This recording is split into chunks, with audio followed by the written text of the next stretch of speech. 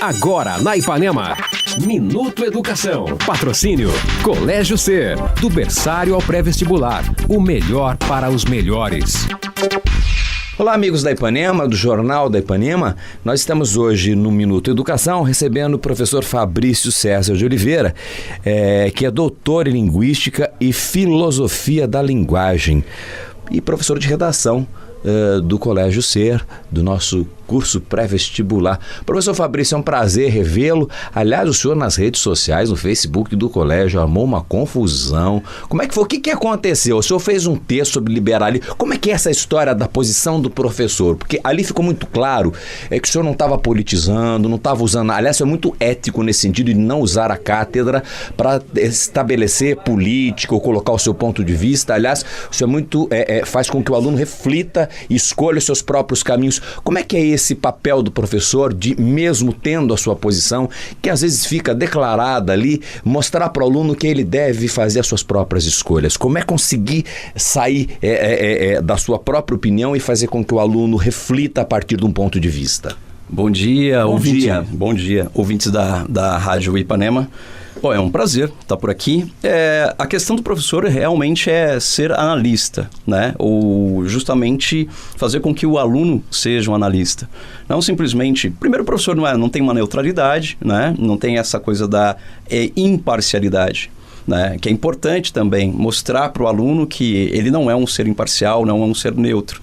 Ele tem uma formação cultural, uma formação familiar, ele tem uma formação que são cargas. Ele tem influências, Ele tem influências. E o professor também é uma delas, né? Também é uma delas. Mas em sala de aula, o que nós fazemos vamos analisar pontos de vista. Não só mas pontos de vista. Agora, sobre o texto que gerou uma polêmica na internet, é um texto que questionava justamente, eram dois termos, né? Eram dois termos ali na questão do pós-capitalismo e o neo-escravismo, a possibilidade. E também o texto era uma pergunta, não era uma afirmação, né? A questão eram 3 textos de fundamentação teórica que eu estava abordando, que era um texto, principalmente, um deles, que é Domenico De Masi, que é um pensador italiano.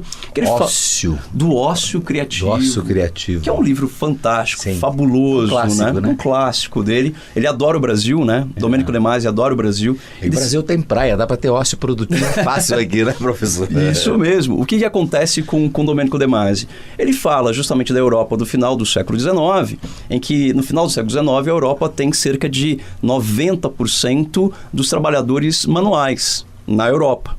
Só que no começo do século XXI, 70% dos trabalhadores da Europa fazem trabalho intelectual. Então houve uma mudança no paradigma do trabalho. Que é o que está acontecendo hoje, e o Brasil sente muito, que é o uso da tecnologia gerando um desemprego enorme, né? Quer dizer, um novo paradigma, seja na estrutura de atendimento bancário através de centrais telefônicas, de atendimento virtual, seja do Uber, seja da economia colaborativa no Airbnb, você trocando hotel pela locação do quarto, agora até aplicativos para você locar o carro de uma pessoa num outro país ou numa outra cidade, enfim, mudou. Né? E isso é o que o seu texto também abordava, sobre liberalismo, sobre tecnologia. Isso criou uma polêmica danada, né? Isso, porque você, ao mesmo tempo que você tem uma posição... Eu me enrolei. Vamos lá. Não, conta 1, 2, 3, 4, 5 e volta da linha do seu raciocínio. Ok. É isso mesmo. Você não pode, no Brasil hoje, você não pode fazer qualquer reflexão um pouco mais profunda, você é taxado de um lado ou de outro. De esquerda ou de direita? Direita ou esquerda, esse é o problema. A questão é superficial, se a gente ficar justamente simplesmente na direita ou simplesmente na esquerda. Quando questionamos, por exemplo, o socialismo, somos taxados de direita. Quando questionamos o liberalismo, somos taxados de esquerda. Mas essa não é a questão fundamental. É justamente como as relações humanas estão sendo tramadas, né? Tecidas nesse nosso século XXI. E a questão do liberalismo, o próprio texto que chamava atenção sobre pós-capitalismo, era muito mais centrado em outros fatores, justamente das mudanças de paradigma, né, da sociedade. E esse, na verdade, também é um caminho que a gente pode esperar nos processos vestibulares e também no Enem nesse final de ano. Essa é uma reflexão que se pode fazer. É a reflexão de todo o vestibular, né? Porque o vestibular, ele pede cidadania. pede justamente o jogo do animal político, né? Do zoopolitikon, né? Que é aristotélico, né? Do termo aristotélico, que é o homem como animal político. A mulher como essa pensadora, essa articuladora nas disputas, nas conquistas que as mulheres têm nesse nosso... Se a gente for pro lado de Aristóteles, a virtude está no meio. Então não está nem na esquerda, não está na direita, mas está no equilíbrio. No equilíbrio. Mas também está... No equilíbrio da própria democracia que vem da Grécia, né? Está na participação do ser humano como cidadão. Aí é onde está a virtude. No questionamento com o coletivo.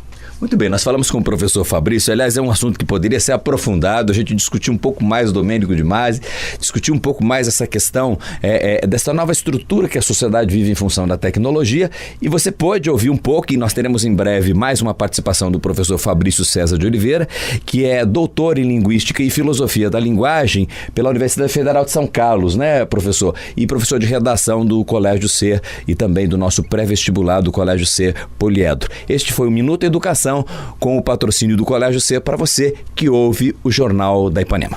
Minuto Educação. Patrocínio Colégio Ser. Do berçário ao pré-vestibular. O melhor para os melhores.